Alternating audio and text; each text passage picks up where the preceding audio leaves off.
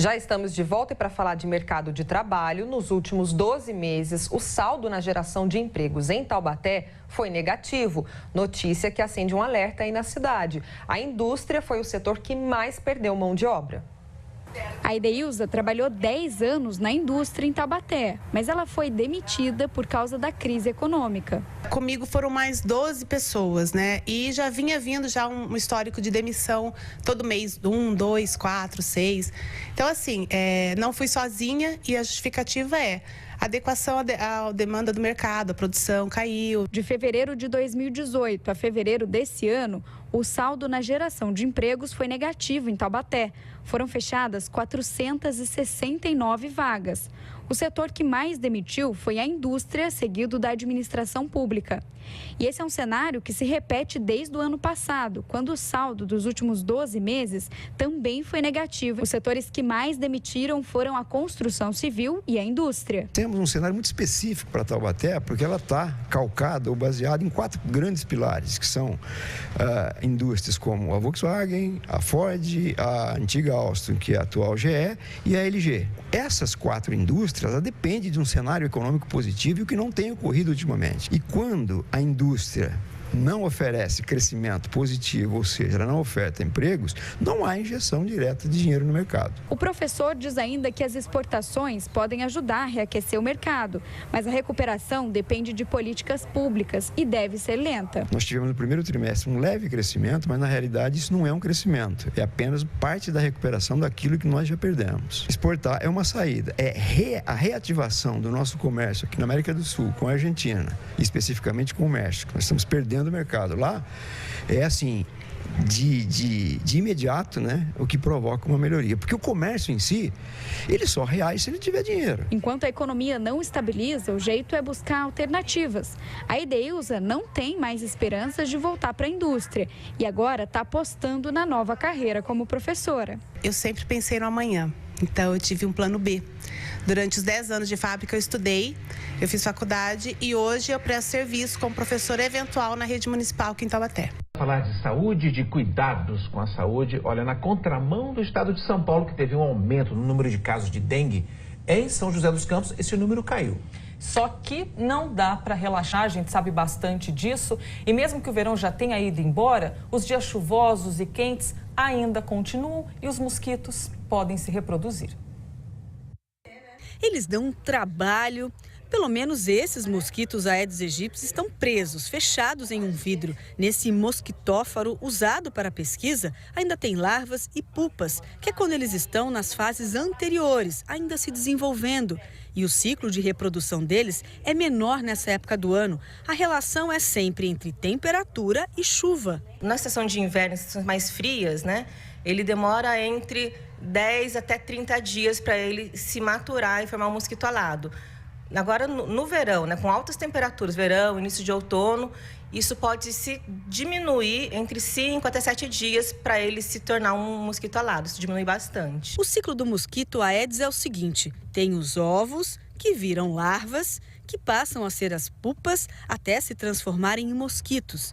No Centro de Controle de Zoonoses de São José, as larvas encontradas nas vistorias são analisadas. A gente consegue identificar qual é a larva do Aedes aegypti ou de algum outros tipos de larvas, né, de mosquitos que podem estar circulando no nosso município. O trabalho é constante porque nesse período é quando surgem mais casos confirmados de dengue. No ano passado, de janeiro a março, foram 120 casos da doença em São José.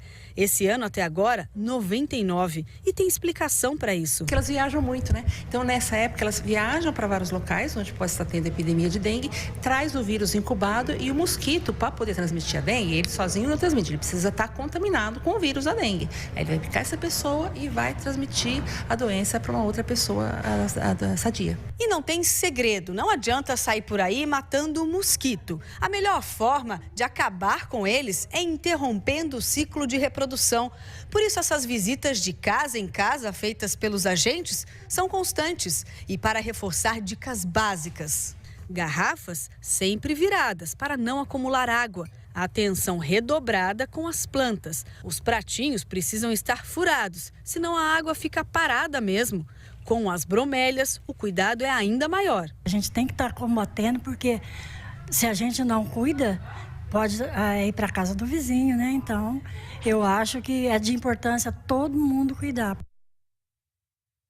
Em Taubaté, de janeiro deste ano até agora, foram 23 casos de dengue confirmados. Em Jacareí, este ano, ainda não houve confirmação de nenhum. Por aqui o problema é na área da saúde. Pacientes de Taubaté que precisam de remédio de uso contínuo estão preocupados. Os medicamentos são fornecidos pelo estado, mas volta e meia estão em falta aqui na cidade. Depender de remédio para viver não é fácil. Agora imagina quando ele está em falta. Desde janeiro, a Isabel não consegue a medicação Luvox, que é oferecida pelo estado para o filho dela. Ele tem um transtorno obsessivo compulsivo, que é o TOC. Só falam que está faltando. Daí não está faltando, tem que se virar. A dona de casa vai sempre ao posto em Taubaté, mas fica só na expectativa. No mês passado, ela conseguiu comprar na rede particular, mas é um gasto que compromete o orçamento da família. Esse mês eu precisei comprar, né? Ficou em R$300 para um mês. Assim, ele não tomando a dose certa. Mas se for tomar a dose certa, fica mais ou menos uns R$900. Aí, faltando assim, eu estou conseguindo com os amigos para me ajudar. Mas não consigo tudo, né? Essa espera também faz parte da vida da Antoniela. Ela precisa do remédio Concerta para o filho, que tem déficit de atenção. Em fevereiro, o estado não forneceu o medicamento.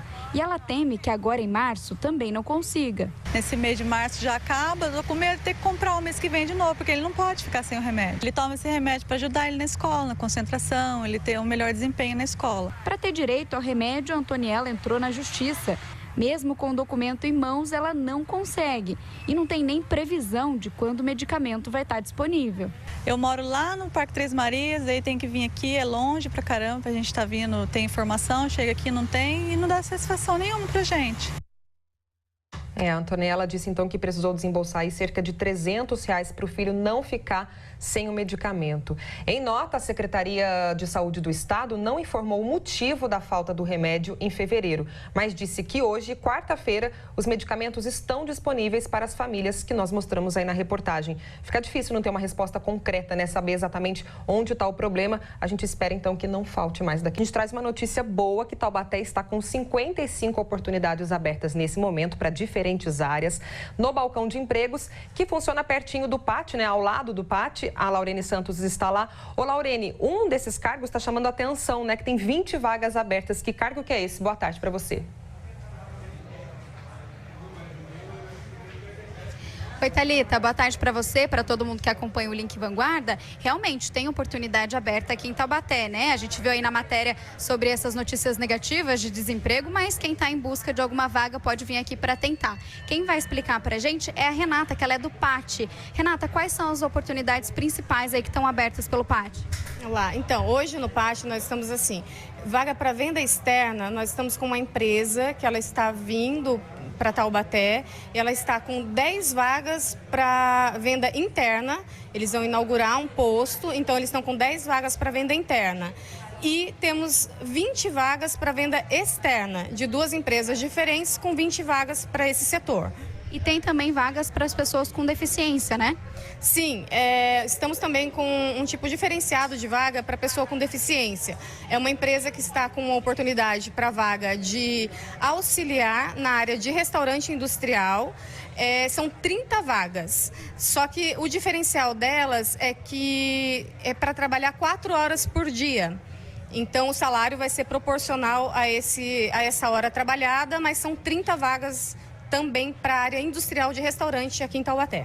E só para a gente encerrar rapidinho, como que a pessoa faz para se candidatar a uma dessas vagas? Sim, para se candidatar às vagas do PAT, a pessoa tem que trazer carteira de trabalho, CPF, RG e o número do PIS, se ela já teve registro em carteira alguma vez. Ok, Renata, obrigada pelas informações. E aqui ao lado do pátio fica o balcão de empregos, que ele é gerido pela prefeitura. Tem 33 vagas abertas também. Quem ficar interessado pode vir aqui para tentar uma dessas vagas. A gente volta aí para o estúdio. Boa, Laurene. Balcão de empregos, então, em Pátio e Pátio funcionam na parte de cima da rodoviária velha, no centro de Taubaté. O balcão de empregos até às 3 da tarde e o Pátio até às 5. Dutra também tem registro de acidente, foi hoje cedo, no trecho de São José dos Campos. Um motorista ficou ferido num acidente que foi por volta das 7 horas da manhã. A gente estava até no ar com o Bom Dia Vanguarda. Foi um engavetamento que envolveu 2 carretas e esse carro que você está vendo aí na cor vinho. O carro acabou preso na traseira de um dos caminhões e o motorista precisou ser socorrido. A informação da Polícia Rodoviária é de que os ferimentos não foram graves. Olha só que bom, apesar da imagem que assusta, não se feriu gravemente. E o congestionamento no local chegou a 4 quilômetros. Você imagina, 7 horas da manhã, um acidente na pista da esquerda, então causou uma lentidão. Só que agora a informação atualizada é que o trânsito está livre na Via Dutra, naquele trecho de São José dos Campos. Divulgados os dados sobre segurança pública no estado, a gente faz a comparação janeiro e fevereiro deste ano com o mesmo período do ano passado. Vamos dar uma olhada primeiro aqui em mortes violentas, vítimas de homicídio ou latrocínio, que é o roubo seguido de morte. A gente vê aí uma leve queda nesses 2 primeiros meses do ano, de torno de 4%. A gente queria ver esse número caindo com muito mais intensidade, mas pelo menos é uma queda. Temos mais informações aqui, agora falando de roubo de carga. Temos muitas rodovias cortando aqui a região, por isso que isso é cada vez mais frequente. A gente teve aqui também um pequeno aumento, tá? Agora é um aumento. Quando a gente compara 2018 com 2019, nos 2 primeiros meses do ano, de 35 casos para 37. Teve um outro tipo de crime aqui que também preocupa bastante, que o aumento foi muito maior, de 15% os casos de estupro na nossa região, período de janeiro e fevereiro deste ano, com janeiro e fevereiro do ano passado. Imaginando, 2 meses, janeiro e fevereiro, 38 casos de estupro em todo o Vale do Paraíba. É muito chocante essa informação. É todo mundo que se sente seguro para atravessar uma rua ou avenida. Pelo menos hoje a gente já vê com mais frequência motoristas parando para os pedestres na faixa pedestre para que eles possam atravessar com segurança. Mas não é assim em todo lugar ou em toda avenida. Então a gente tem até um ranking aqui que a gente vai mostrar, que é um ranking das ruas em São José dos Campos, que tem o maior número de atropelamento de pedestres. A gente tem um dado geral primeiro, né, Elisa? Sim, temos. No total, quando a gente pega os 2 últimos anos, tá? 2018 e 2017, vejam só, quase 300 pessoas foram atropeladas nas ruas dentro da cidade de São José dos Campos. 279 pessoas atropeladas, ou seja, temos um problema aí grave dentro da cidade. E agora, olhando assim, colocando uma lupa nessas informações, nós temos um ranking de quais ruas ou avenidas mais atropelaram, assim digamos, os pedestres. Em terceiro lugar, temos a Avenida Andrômeda, que é uma avenida bem importante de São José dos Campos, começa ali na beirinha da Dutra e entra ali para a Zona Sul. Toda a Zona Sul de São José dos Campos, Avenida Grande de São José. 9 atropelamentos nesses 2 anos. A segunda colocada é a Avenida Bacabal, que é meio que uma paralela ali também com a Andrômeda, só que para uns bairros mais para uma outra região, mas ambas na Zona Sul de São José dos Campos, 19 pessoas atropeladas. E a primeira, Avenida JK, com 24 atropelamentos. E falando em Avenida JK, Vanessa Vantini está na avenida agora, ao vivo, que é a avenida que mais registra atropelamentos de pedestres. Ô Vanessa, quando a gente tem uma sinalização, né, um semáforo, um farol, facilita para o pedestre, mas a grande missão, o desafio é fazer com que lugares como esse que você está, pelo que eu estou vendo, que não tenha uma sinalização, que tenha consciência da galera, né? Um respeitar o outro.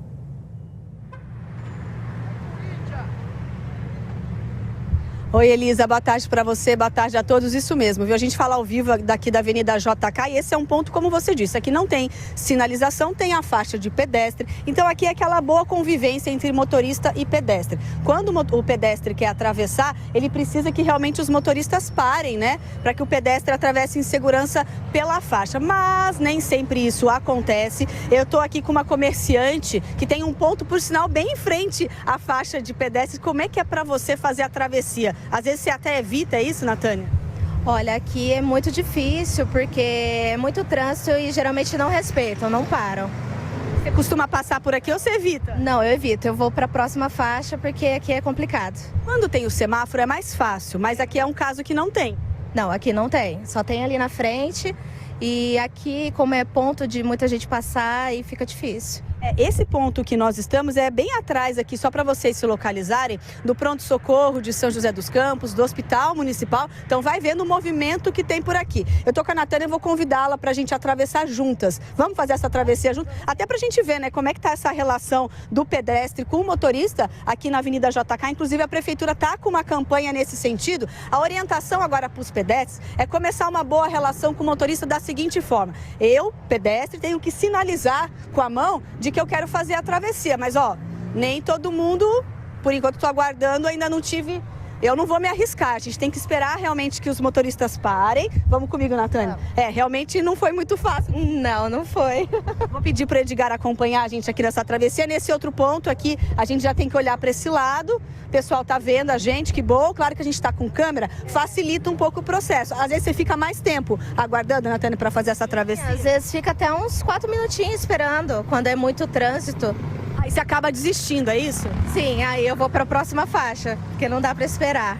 Tá certo, Natânia. Vocês estão vendo aqui também que tem aqui a campanha da Prefeitura, que começou inclusive pela Avenida JK, por conta desses números que vocês apresentaram. Bom, eu tô aqui com a gente de trânsito. Agora, toda vez que vocês verem, essa sinalização, que é uma mãozinha portátil, digamos, um pouco maior, exatamente para começar essa conscientização, esse trabalho de conscientização. Então a ideia, para deixar bem claro mesmo, chegou próximo da faixa de pedestre, um mãozão aqui, tem pedestre querendo atravessar. Em algumas cidades da nossa região, essa relação já é um pouco melhor, né? Então, por exemplo, o pessoal desce lá para Caraguatatuba, Litoral Norte, muitas travessias lá já não tem o semáforo e as pessoas respeitam, param para o pedestre. Campos do Jordão também já tem bastante essa cultura. E a ideia é a gente que vai para esses locais, na nossa cidade, também utilizar essa conscientização. A Prefeitura está começando uma campanha agora para conversar bastante, melhorar essa relação, porque daqui uns 3 meses vão se intensificar aí as fiscalizações com relação a esse motorista que não para para o pedestre, o motorista que acaba parando em cima da faixa do pedestre, mesmo numa travessia como essa que a gente vê. Muita gente ainda passa na calçada, aí o pedestre que vai para a rua atravessar e muita gente também esquece de dar a seta quando está dirigindo, né? Então vamos ficar esperto, daqui a pouco vão se intensificar essas fiscalizações e claro que na conversa, né, com bastante campanha, tudo fica mais fácil, né? É com vocês aí no estúdio. Tem que alertar o pessoal para prestar atenção no pedestre. Que bom que deu certo a travessia da Vanessa, né? Obrigada, Vanessa. Com uma certa dificuldade, a gente viu ali, né? E sabe uma coisa que eu reparei? Enquanto a Vanessa estava falando com a gente, um carro ao lado dela fechou a travessia de pedestres por causa do trânsito. Você também não pode fechar esses cruzamentos, seja para carro, seja para pedestre. Reforçando uma informação que ela deu, que daqui a 3 meses a Prefeitura vai intensificar a fiscalização, mas na verdade vai começar a multar. Então, atenção, motoristas de São José dos Campos, vocês podem ser multados se não pararem para os pedestres. E não custa lembrar o óbvio também, motoristas, não existe só a vertical, né? A sinalização vertical que estão nas placas, existe a sinalização horizontal, que está no chão. Então, a faixa é uma grande sinalização que ali quem tem prioridade é o pedestre, né? Fim de março, mas os moradores de Caçapava ainda estão sem entender por que o IPTU aumentou tanto esse ano. Em alguns casos dessas reclamações dos moradores, a cobrança veio 6 vezes maior. Desde que o Carlos recebeu o carnê do IPTU desse ano, ele tem tentado entender o porquê o valor do imposto subiu tanto. Ele mora em uma casa em Caçapava Velha que ele construiu há pelo menos 15 anos. Desde então, não fez nenhuma reforma ou ampliação. Se houvesse alguma alteração de construção, eu concordaria, né? Subiu um pouco mais, tudo bem. A gente sabe que existem alterações, mas eu não estou achando motivo para que isso venha acontecer e subir tanto desse jeito. No caso dele, o aumento foi de mais de 500%. De um ano para o outro, o valor subiu de R$ 203 para R$ 1.243. O bairro não é bem cuidado, então eu não vejo motivo de ter essa alteração no IPTU. Os vizinhos que moram na mesma região fazem as mesmas reclamações. São muitos carnês que sofreram reajuste e a grande maioria não entendeu como a prefeitura chegou a esse valor. A Maria Lúcia divide um lote com os irmãos. O valor do IPTU dela passou de 800 para 2.700. A gente está indignado com esse valor. Gostaríamos que o prefeito revisse esses valores aqui, mesmo porque a gente não pode pagar, é muito caro. O cálculo do IPTU é baseado na área construída, a medida do terreno e o valor venal do imóvel. Acontece que se você fez alguma obra, construiu algo de diferente dentro da sua propriedade, é um tanto comum que o valor do IPTU fique um pouco mais caro. Acontece que para muitos moradores, o valor reajustado ficou muito acima do normal. E em contrapartida disso, eles não têm visto melhorias nos bairros. A gente não liga de pagar, mas a gente quer uma coisa certa, um valor justo, porque na crise que estamos, queremos melhoria mesmo. O bairro não tem nada, é um bairro que não tem documentação, não tem médico direito, não tem iluminação pública direito. Muitos lugares aqui não tem rede de esgoto ainda. Nós levamos os questionamentos dos moradores ao diretor de planejamento de Caçapava. Ele justificou que há 20 anos não é feito um reajuste e que foram atualizadas as imagens aéreas da cidade em um estudo contratado pela prefeitura. Foram levantadas em torno de 40 mil imóveis e comparado com o atual cadastro. Aqueles que tiveram uma divergência acima de 15% foi devidamente notificado individualmente. Mas ainda assim, se existe uma dúvida qualquer sobre um valor calculado ou um IPTU que se recebeu, pode procurar a Secretaria de Finanças que eles vão dar todos os esclarecimentos. Com essa arrecadação maior, a prefeitura vai ter como contrapartida conseguir atender essas demandas de bairros. Com essa atualização cadastral, terá uma elevação. Então, com essa elevação, automaticamente a gente vai conseguir melhorar esse atendimento à população, não só Caçapava Velha como um todo. Diferente do que o diretor informou, os moradores que nós entrevistamos disseram que não receberam nenhuma notificação prévia sobre o aumento no imposto. Por isso, fica aí o alerta. Quem não concordar com o novo valor pode procurar a Secretaria de Finanças, que fica no Paço Municipal de Caçapava. A gente também perguntou para a Prefeitura se era possível os moradores poderem parcelar esse valor com esse aumento e de uma maneira diferenciada do que já é comum. A resposta da Prefeitura é que não é possível e que todo mundo precisa seguir as mesmas condições, que são ou à vista ou parcelar o imposto em 9 vezes. Volto a falar agora sobre o avião monomotor que fez um pouso de emergência na rodovia Dom Pedro I, na altura de Bom Jesus dos Perdões. O acidente foi agora no fim da manhã. A gente começou falando sobre esse assunto com o André Luiz Rosa, sobrevoando o local, mas também temos uma equipe que conseguiu chegar ali no local do acidente, que é o Pedro Melo. Vamos para lá então? Tá aí, Pedro, o que você traz de informação, de novidade pra gente? Olá, muito boa tarde. Olha, esse acidente então foi por volta das 10h40 da manhã, à altura do quilômetro 60 aqui da rodovia Dom Pedro. Para eu tentar explicar um pouco melhor o que os policiais nos disseram, Polícia Rodoviária Estadual e também os pilotos, eles não conversaram com a nossa equipe, mas disseram para os policiais aqui, ó, que eles tentaram fazer sim um pouso de emergência, até uma marca ali no asfalto, do momento em que eles atingiram um carro. Eles atingiram a traseira de um carro, até o motorista desse carro disse que depois, em seguida, já viu o avião passando por cima do para-brisa dele. A gente vê que aqui tem toda uma marca no chão, tem até destroços ainda desse avião monomotor, e nesse ponto aqui a gente vê que tem uma marca bem profunda aqui, tem até outra parte desse avião monomotor, foi quando eles começaram a capotar. Capotaram e ficaram travados ali, ó, de ponta cabeça. Por incrível que pareça, os dois pilotos que são de Atibaia estavam indo para o Rio de Janeiro, foram para o Rio de Janeiro, estavam retornando do Rio de Janeiro, disseram que houve uma falha no motor, teve um problema que ele começou a perder potência e por isso eles precisaram fazer esse pouso. A gente vê que eles acabaram parando aqui, né, depois de capotar. Eles já cobriram todo o avião monomotor. O carro que foi atingido, inclusive, eu vou ver se o Silas consegue mostrar, está um pouco longe, está do outro lado da pista, aqui na rodovia no quilômetro 60. Nesse momento, o local já está todo isolado. A equipe da Rota das Bandeiras, que é a concessionária aqui da rodovia Dom Pedro, também já fez toda uma sinalização. Eles fizeram uns tapumes aqui. Teve um congestionamento, mas pouca coisa, não chegou a ter muitos quilômetros de lentidão, isso pelo que a Polícia Rodoviária Estadual acabou informando para a gente, mas a informação que se tem é essa: eles estavam voltando de um voo que vinha do Rio de Janeiro, eles são de Atibaia e vinham para a cidade, quando começaram a sentir que o motor do avião perdeu força, perdeu potência. Eles até chegaram a comentar que acham que o combustível poderia estar adulterado. Precisaram fazer esse pouso de emergência, acabaram capotando aqui. Ninguém ficou ferido, não, do avião, assim como o motorista do carro, que também teve esse susto, porque ele não entendeu nada. A batida foi na traseira do carro, quando ele viu o avião já estava passando por cima do veículo e aconteceu esse acidente. A gente volta com vocês aí no estúdio.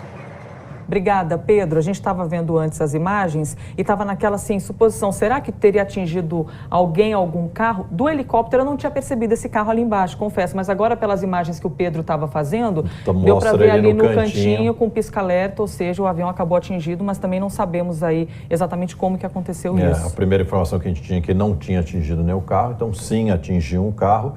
O motorista não ficou ferido, mas o susto que ele deve ter levado vendo um avião por cima dele numa rodovia não é de se esperar, né? Aí, tá aí, acabou de entrar no ar, a gente tem a imagem do carro, que parece, isso tá um pouquinho amassado ali atrás. Algum choque deve ter tido ali, você vê que o carro tem um arranhão ali na parte traseira do carro. E quebrou a lanterna. De alguma maneira teve algum choque aí nesse pouso forçado, mas o susto deve ter sido algo...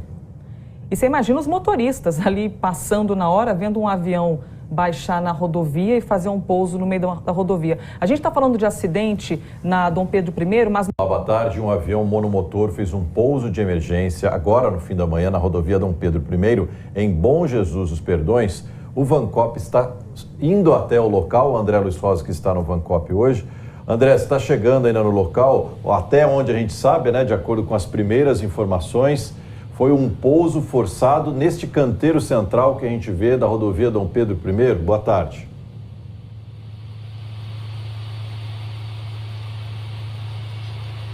Oi, Rogério, boa tarde para você. Isso mesmo, a gente está a caminho desse local do pouso forçado. Nós estamos sobrevoando a cidade de Nazaré Paulista. Bom Jesus dos Perdões é a próxima cidade para quem sai do Vale do Paraíba e segue em direção a Atibaia. E Bom Jesus é a próxima cidade, a gente está chegando por lá. Segundo a Polícia Rodoviária Estadual, foi um pouso forçado no canteiro central e os ocupantes do monomotor, eram 2 pessoas que estavam na aeronave, não ficaram feridas e nenhum carro também foi atingido. Segundo a concessionária que administra a rodovia Dom Pedro I, esse avião ocupa nesse momento ainda a faixa do canteiro central na altura do quilômetro 60. Então a gente deve demorar mais uns 5 minutinhos para poder chegar no local desse pouso forçado para trazer as imagens atualizadas para vocês ao vivo aqui no Link Vanguarda. Mas é importante ressaltar que não houve feridos, segundo informações da Polícia Rodoviária Estadual, e foi um pouso forçado por volta de 11 horas da manhã na rodovia Dom Pedro I, na altura de Bom Jesus dos Perdões. Chegando lá, Rogério, a gente volta a chamar vocês para atualizar as informações ao vivo aqui do Vancop. Voltamos ao estúdio. Isso, André, a gente está vendo aí que você está se deslocando aí até o local desse pouso forçado, desse monomotor. De acordo com as primeiras informações, a gente sabe que 2 pessoas estariam neste avião, que teve que fazer um pouso forçado, nesse canteiro central aí da rodovia Dom Pedro II, que liga Jacareí a Campinas. Como o acidente foi agora há pouco, por volta das 11 e pouco da manhã, nós tem equipe se deslocando para lá, o Vancop está indo para lá, a gente já recebeu algumas imagens aí que você viu, fotos e vídeos que chegam a todo momento pelo aplicativo Vanguarda Repórter. Então, daqui a pouco a gente volta nesse assunto para atualizar as informações. Continuando a falar de esporte, pelo Novo Basquete Brasil, o São José terminou a primeira fase da competição com mais uma derrota. Dessa vez, a arquibancada do Lineu de Moura não estava tão cheia. O que será que aconteceu com a torcida do São José? Desanimou? Acho que para a torcida acompanhar precisa de alguns resultados contínuos, né? Vamos ver se o time melhora, tem uma regularidade nos resultados. Jogos todos em casa e perder todos vai fazer o quê? Toma aí. Vai ser melhor hoje? 50% de torcida. A animação não era bem a palavra, mas olha o lado positivo. Pelo menos classificado para as oitavas de final do NBB, o São José já estava. O adversário paulistano, então, mais sossegado ainda. Os joseenses até podiam cair na tabela, mas eles, nem risco de sair da 5ª posição. Mesmo assim, o primeiro quarto foi equilibrado. Para abrir o placar, cesta de 3 pontos do Márcio Dornelles. E na sequência, mais 3, só que dos adversários. Toma lá da cá seguiu por um bom tempo, mas com essa cesta de 3 pontos do Dedé no último segundo, o São José fechou o primeiro quarto na frente, 18-17. O paulistano voltou à quadra melhor. O técnico Jaú estava impaciente. E o São José foi para o intervalo perdendo por 33-28. Dá para melhorar se apertar a defesa, né? Não consegue ficar linear, né? Então acho que o time sobe muito e cai muito, né? O São José voltou para o jogo inspirado. Márcio Dornelles. Coimbra. Mas os visitantes também. E mantiveram a vantagem de 5 pontos no placar. No último quarto, aí só deu paulistano. Cesta atrás de cesta. A torcida joseense não deixou de incentivar. Pena que ânimo não vira placar. Melhor para o paulistano, que venceu por 73-65. Parece que a maré de maus resultados do São José não passou, não. Com essa, são 5 derrotas consecutivas, fechando a primeira fase do NBB. E agora? Será que daqui para frente continua desse jeito? Nós cumprimos a nossa obrigação, a nossa meta, que era não cair e entrar no playoff. Estamos no playoff. Agora, playoff é outro campeonato, tudo muda no playoff. Então, vamos pensar agora, a cabeça está no playoff. A gente não pode levar essas últimas derrotas para dentro da próxima partida. A gente sabe que a próxima partida vai ser extremamente difícil, mas com totais possibilidades da gente poder vencer dentro de casa, né? E começar um playoff muito bem. Já no vôlei, todas as atenções estão voltadas para o Taubaté, que hoje à noite encara o Campinas de novo. Vai ser o segundo jogo dos playoffs da Superliga, só que agora fora de casa. Como o Taubaté ganhou o primeiro jogo, se vencer hoje de novo, já está na semifinal. Mas, se o Campinas ganhar, aí vai ter um terceiro jogo na O Bragantino enfrenta a Ponte Preta. Hoje à noite em Campinas é pelo Troféu do Interior.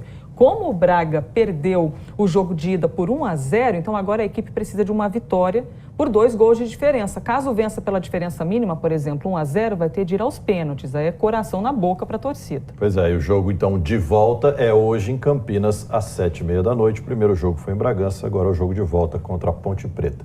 E olha, agora é para valer, foi confirmada ontem a parceria entre o time de futebol do Bragantino e a empresa RB Brasil. Ela já vai valer agora para a Série B do Brasileiro. O presidente continua sendo Marquinhos Chedid, mas quem monta o elenco é a empresa. Você está vendo aí que é destaque no Globo Esporte da Vanguarda, já tem repercussão, já tem o Luxemburgo comentando, Pintado comentando, o próprio técnico dizendo como é que mexe isso com o elenco atual do Bragantino e tudo mais. Então no Globo Esporte da Vanguarda você encontra todos os detalhes. Essa parceria, os treinos devem ser inicialmente em Jarinu, onde o RB tem um centro de treinamento, mas os jogos continuarão sendo disputados em Bragança Paulista. Todos os detalhes no Globo Esporte e lembrando que o nome permanece Bragantino, só tem um RB antes, RB Bragantino. Agora sim o Vancop chegou até o local onde um monomotor fez um pouso forçado agora no fim da manhã. André, o que você está vendo por aí?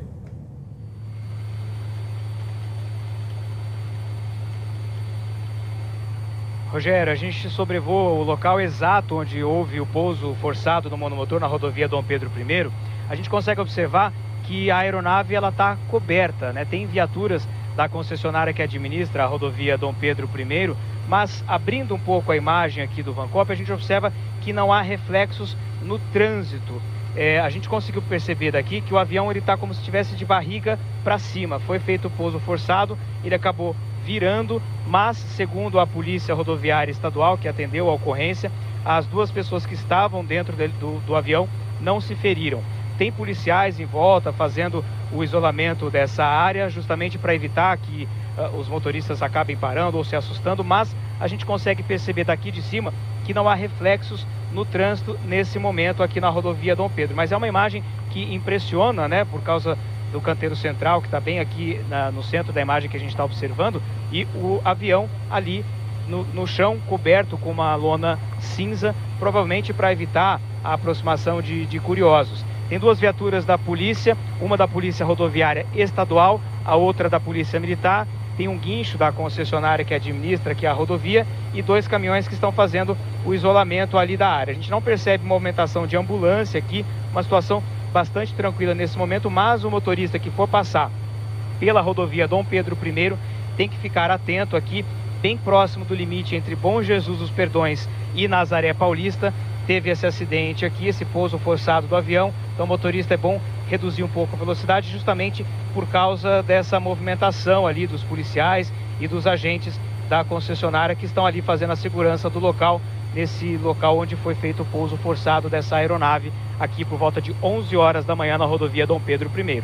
Rogério, com você. E reforçando também, a gente não tem informações aí que pessoas saíram feridas.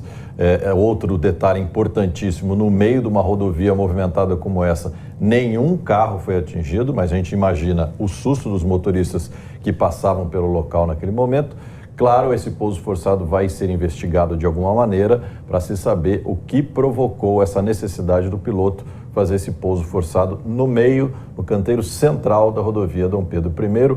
O André volta assim que tiver outras informações. Rogério, até observando essa imagem, não tem como a gente não ficar aqui pensando no talento desse piloto. Claro, sem saber o que aconteceu, ainda não temos essa informação, mas de ter podido pousar esse avião, mesmo que de maneira forçada, no meio de uma rodovia com carros, caminhões, ônibus passando em volta. E é um avião pequeno, né? Um monomotor. Sim. Que até cabe ali fisicamente, pelo tamanho que a gente está vendo dele ali, no meio desse canteiro central. Claro, não é uma pista adequada para isso, né? Porque a gente vê que tem uma espécie de valeta, né? Nesse canteiro Sim. central, até para o escoamento de água e tudo mais. Talvez até por isso ele conseguiu, ele pode até ter virado também por causa disso. Não fez um pouso perfeito. Teoricamente, a gente imagina que ele tentou pousar na pista, mas aí o deslocamento Sim. pode ter levado para essa valeta Sim.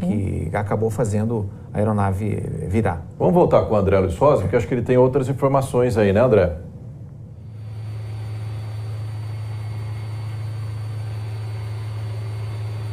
A Elisa comentou, Rogério, da geografia aqui dessa pista. A gente abrindo a imagem, olha só, a gente consegue ver que é um retão bem grande aqui entre Bom Jesus dos Perdões e Nazaré Paulista.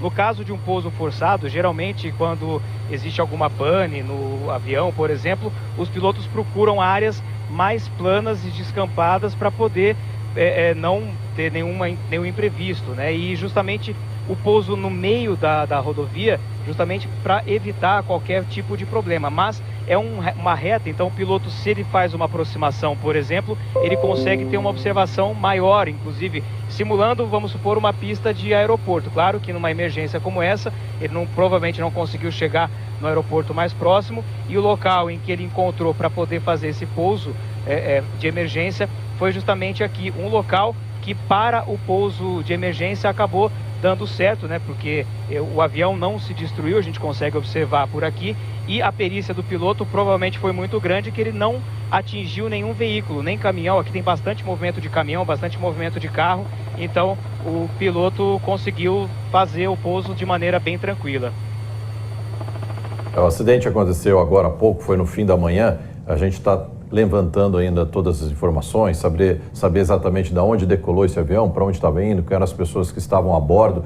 Inclusive a informação de que não teria atingido nenhum carro também. A gente já recebeu uma outra informação que pode sim ter atingido um carro nesse pouso forçado, mas a gente ainda está levantando. Assim que a gente tiver as informações aí mais precisas, a gente volta nesse assunto ainda no Link Vanguarda. O circo, uma arte milenar, mas que consegue se reinventar sempre e também encantar a criançada. Aqui a aula é no palco e as lições, são uma palhaçada só. Esse é um curso de circo para crianças em São José dos Campos. Tem aula de acrobacia, com muita cambalhota, estrela, malabares de tudo que é jeito. E, claro, a diversão está sempre presente. Eu tô fazendo aqui porque eu quero aprender sobre os palhaços e um monte de coisa legal. Aprendi um monte de coisa, malabares, tecido aéreo. E você acha que você vai usar isso aonde? No circo. Chique braço! Para entrar nessa turma, não precisa ser artista, muito menos ter equilíbrio, força. Todos estão aqui para aprender. Eles são iniciantes, essa aula é de graça e, aos poucos, eles mesmos vão descobrindo seus próprios talentos. Bumbum, costa, puxa a perna. É hora de tentar. Vai, Lucas. Tentar. Dobradinha, dobradinha. Isso. Errar. Você tá esticando. Até acertar. Parabéns, Lucas. A primeira vez que você veio, você achou o quê? Que eu não ia conseguir fazer nada. Por quê? Difícil? É. E aos poucos? Aí eu ia conseguindo. Se eu erro, eu levanto e continuo. Eu tô aprendendo a fazer estrelinha que eu nunca tinha feito. Você não conseguia? Ou achou que não conseguia? Eu achava que eu não conseguia, mas agora eu tô aprendendo. A gente aprendeu cambalhota que eu não sabia, né? Eu aprendi cambalhota de costa, muito legal. Eu achei essa turma muito legal também. Eu gosto do circo porque ele é muito democrático, cabem todos, acaba auxiliando muito no desenvolvimento motor. Malabares, por exemplo, trabalha os 2 hemisférios cerebrais simultaneamente, são poucas atividades que têm esse trabalho e a gente auxilia no desenvolvimento cognitivo, afetivo social. Quem comanda essa trupe é a Pro, com vocês, a professora de circo. Desde o primeiro dia a gente já faz eles se sentirem artistas, montar coreografia, apresentar, a gente passa o conteúdo, aí eles aprendem esse conteúdo e falam assim, agora se juntem, montem uma coreografia, apresenta para Pro, coloca música, eles apresentam. Então desde o primeiro dia eles já vão se sentindo artistas para plantar esse sonho no coração deles. Você é a Pro da turma, é isso? Eu sou a Pro. Profissional também é esse pessoal aí do Circo dos Sonhos. Para eles, o trabalho começa bem antes de entrar no picadeiro. São horas de preparação, maquiagem e figurino. Cada cor e detalhe faz a diferença. O Alister é a 3ª geração de uma família circense. Até tentou sair, mas a paixão o trouxe de volta. Fiquei 1 ano, mais ou menos, na cidade, com meus avós. Mas eu quis voltar porque a minha vida é essa, eu amo isso, eu quero fazer isso. Antes do espetáculo, uma oração para tudo sair como planejado. Eu seguro sua mão na minha. Eu seguro sua mão na minha.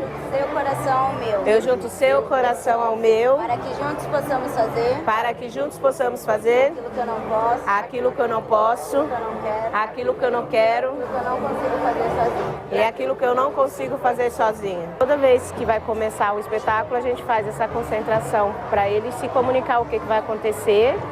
E pedir proteção também para todos, né? A gente passa uma energia muito boa um para o outro ali antes de entrar. A gente trabalha em equipe, então tem que estar todo mundo bem unido. No picadeiro, eles assumem os personagens para contar a história da menina que, como um sonho, viaja entre o passado, presente e futuro. A Janalice dá vida à menina Lia. Tudo é bem pensado, todas as cenas. A gente treina antes, carinho, umas 2, 3 horas, dependendo por dia, até ficar pronta a cena e pra gente poder encaixar. A Adriele, que trabalha desde os 11 anos no circo, é a bruxa boa e dá um show de acrobacias. Cada espetáculo é um público diferente, então uma emoção diferente, é tudo novo. Nunca é igual, nunca é igual. E isso é maravilhoso, né? Isso incentiva a gente a querer fazer mais e melhor sempre. E lembra do Alister?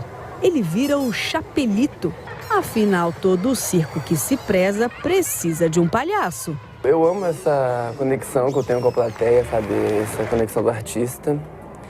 É muito feliz você entrar ali, é muita alegria você ver as crianças sorrindo, sabe? Gostando do que você está fazendo no picadeiro. Não sei nem como explicar. Uma explicação que ganha som através da risada do público.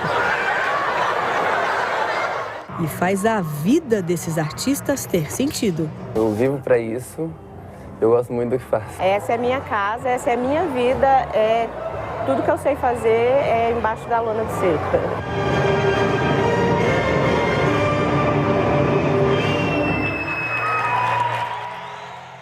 Hoje também é dia do teatro, parabéns para todos os artistas da nossa